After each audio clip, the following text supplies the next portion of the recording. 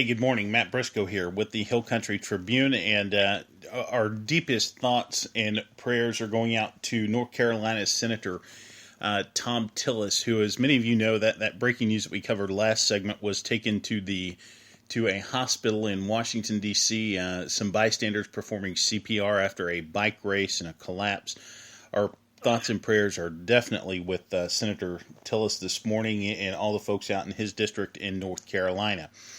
Joining us this morning is Connie Gray with the Texas Adoptee Rights and Advocacy Group based in Austin, Texas. And we're going to be discussing Senate Bill 329 that was placed on a intent calendar for the Senate today. And we know that the Senate has quite a bit of stuff going on here with now only, 12 days left in the session. A lot of stuff going on. We kind of have the Senate saying, hey, where's my money when it comes to the budget? And a lot of things going on. So adoptee rights is going to be hopefully heard today if they can get 19. I believe, and Connie will definitely fill us in on that, but I think they have to get 19 supporters before it's actually gone to a floor debate, but it is placed on the intent calendar for today. Connie, thanks for joining us this morning. Oh, thank you so much for having us about this important bill this morning. We really appreciate it. Yeah, I appreciate you coming on. So tell me a little bit about Senate Bill 329. Give me a kind of a short synopsis of it. This is an excellent, good policy bill that is being enacted across the nation. Over 20 states have enacted similar legislation over the past several years.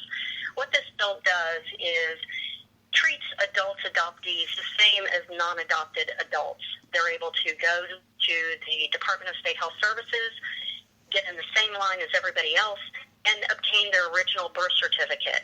Right now, they have to get a court order. Every court's different. You know how many county courts we have. We have 254 counties, more than that county courts. They're very different. Every county is different. So the geography of your birth is determining your rights. This bill creates a level playing field. It also gives birth parents, for the first time ever, the opportunity to say, contact me, please don't contact me, or contact me through an intermediary. The other great thing that it does that genealogists love is, for the first time ever, descendants of adoptees can obtain their original birth certificates. And this is important for those people who they want to belong to the DAR, or they just want to know who their grandparents were. Sure. And tell me a little bit about the origins of this bill. How did this come about? Do you know? Yes, I do. I've been involved. This is my fourth session, although this type of legislation, this is the 11th consecutive session here in Texas that a bill similar to this has been filed. But in 2013, there was a very minor bill that would allow adult adoptees to get their original birth certificates if they did not know the names on it, if the state could determine that the parents were deceased. And it seemed very reasonable. We had very good support. We didn't understand why anybody would be against it. However, one senator was. And the recommendation was made that if we were really concerned about health issues, which is a big push, I'm an old ER nurse, so I'm very concerned about people's health. Mm-hmm. And so the recommendation was made that if you're concerned about someone's health, why wait until the birth parents were dead? You should get the information while parents were living. And so in 2015, that's what we did. We came back with a very good, clean bill, same one that we have now, and unfortunately it was defeated. Now, what kind of support does this bill have in the Texas legislature right now? I know there was, when it went up before a House committee, I think there were 40 people testified on this bill. So what kind of support is this getting throughout the legislature right now? This is a really good, feel-good bipartisan bill. It has very good support. And we can look at the history back to 2015. That bill started in the House and came out with 138 in favor of the bill, only one opposed. It came to the Senate, and all of the senators that are still on the committee that it was heard on this session, the State Affairs, all voted for it that session. And so, unfortunately, it didn't make it to the floor that session. And so this time we started in the Senate, since that seemed to be where the opposition was. And before the bill even had a number, there were 11 senators signed on, because we found out after last session that there were 24 senators that would have voted this bill into law. So based upon that, our Senate sponsor, Senator Creighton, who is doing an amazing job on this and other bills, decided to go ahead and get people to sign on to the bill. So we had 11 at that time. We currently have 13 senators signed on to the bill. I know for sure that we have 3 others that have pledged to vote for the bill. And I know Senator Creighton has been talking quite a bit with the other members to gain the rest of the support to bring the bill to the floor today. Yeah, and so let me ask you this, Connie. What is the overall benefit to Texans? For somebody that wouldn't know the history of this bill, how does this bill benefit a majority of the Texans?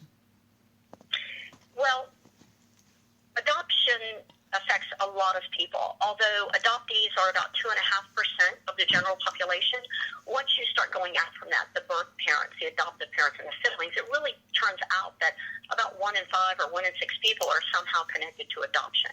So what this does is it's a moral issue, we believe, that people have the right to know their own history, to know their family health history. We have an aging population that cannot make educated healthcare choices because they don't know what runs in their family. So maybe if they knew that they had diabetes, maybe they wouldn't have that extra piece of pizza. But those aren't something that you can determine by a blood test. The Right. other thing that this bill does is it takes burdens off of the courts. It takes the government out of the middle of people's lives, and it increases the funds going to the state because now adult adoptees will be buying 2 birth certificates instead of just 1.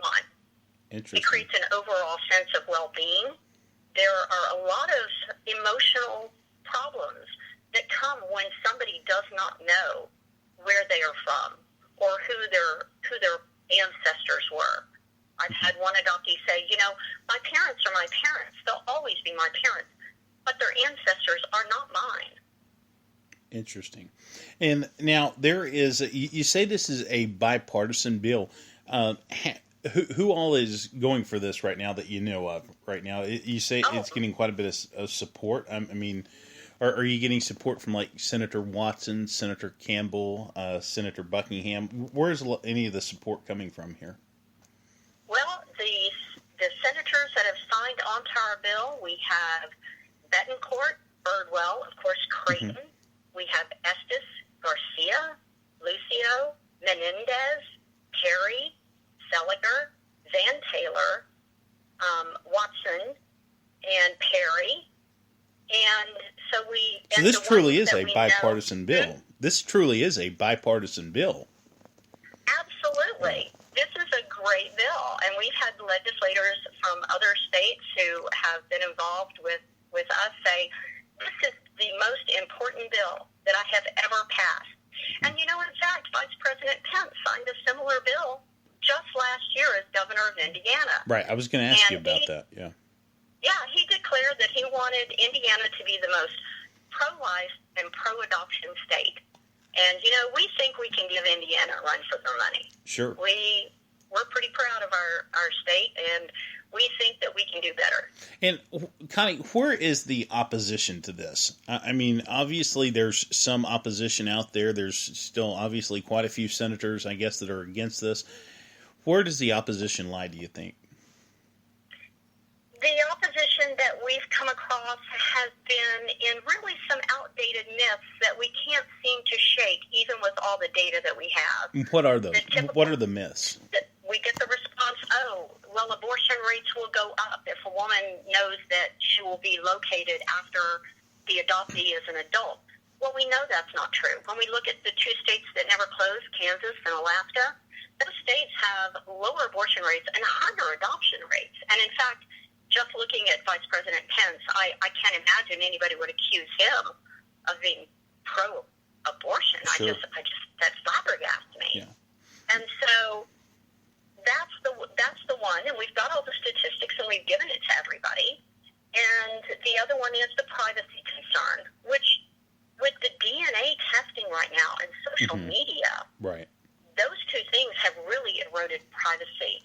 When people test their DNA, when an adoptee gets to log in that first time and see who they're related to, 1 in 10 is matched with a parent or a sibling. 2 out of 3 are matched with a second cousin or closer. And when they contact that family member says, well, we're related, we're blood, we have ancestors in common. How are we related? Let me find out. And they start asking everybody in the family, do you know somebody who was unmarried, who had a child and placed it for adoption? That's not very private. Right.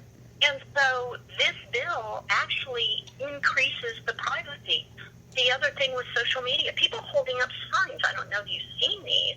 They hold up a sign and say, I was born in this town on this date. Does anybody know somebody who, and they list the little bit of information they may have gleaned from family stories about who the relatives are. Interesting. There was a situation, said grandparents was looking for a grandchild that had been placed for adoption, and they held up signs, and in 3 days and 18,000 shares, they found him. Really interesting. Mm-hmm. And this bill, going back to the health side of it, I personally can't see anything wrong with this, because I have it in my family where somebody is adopted, and just having access to this person's medical records could in essence change their life totally. Tell me a little bit about that. What are your thoughts on being able to? I know there's an argument saying, well, let's just have the birth parents fill out a medical history questionnaire or something like that. What would you say to that? There seems to be a lot of benefits to knowing a full medical history on the genetics on the genetic side of things. Absolutely. And there are a few illnesses that there are DNA tests for, but there are thousands that there are not. And in fact, nowadays, they do require, when you're placing a child for adoption, that you fill out a medical health history form.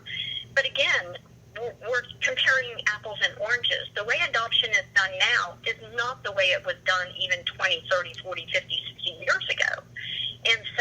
And when they fill that out, it's a static document. If somebody is 16 and placing a child for adoption, they usually don't have a lot of health problems. Sure. But later on, they may find out what those health problems are. Exactly. And I can tell you a personal story on this. Sure. I have a sister, and last year we did her DNA because she did not know who her father was. We have different fathers, the same mother. And she got a half-uncle match.